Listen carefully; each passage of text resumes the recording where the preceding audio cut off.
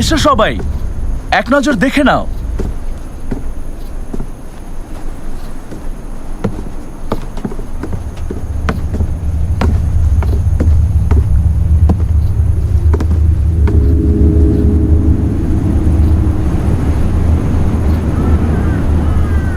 UN Huawei, তুমি এই মেয়েগুলোকে এখানে কেন নিয়ে এসেছো?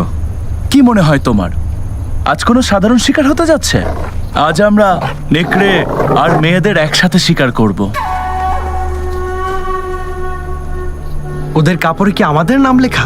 ঠিক ধরেছ, এটাই খেলার আসল আকর্ষণ।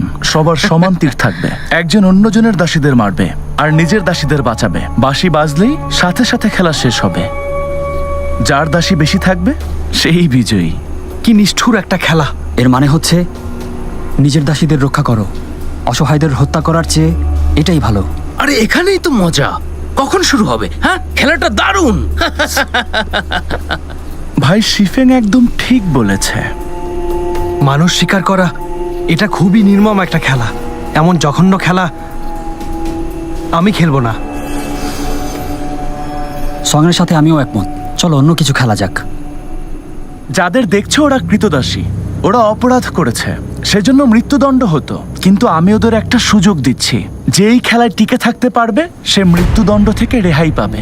ভাই ইয়ানশুন উত্তরিয়ানের ডিংবেই হোক, লড়াই করে খেতাব আর পদক জিতেছে, ঘোড়ার পিঠে চড়ে মহান নেকড়ে ব্লেডও অর্জন করেছে। এই কথা সবাই জানে। ভাই ইয়ানশুন, তুমি হচ্ছ তারই ছেলে। পুরনো একটা কথা আছে, বাঘের ঘরে কুকুর হয় না।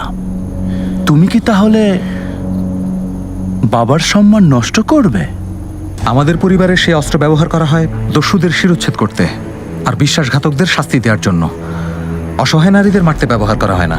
তাই এই খেলা খেলতে পারি না। কেন সময় নষ্ট করছো?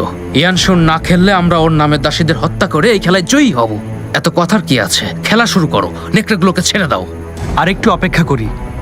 ইউএন এখন আসেনি। ইউএনইউ এখন অন্য কোনো বিশেষ জরুরি কাজে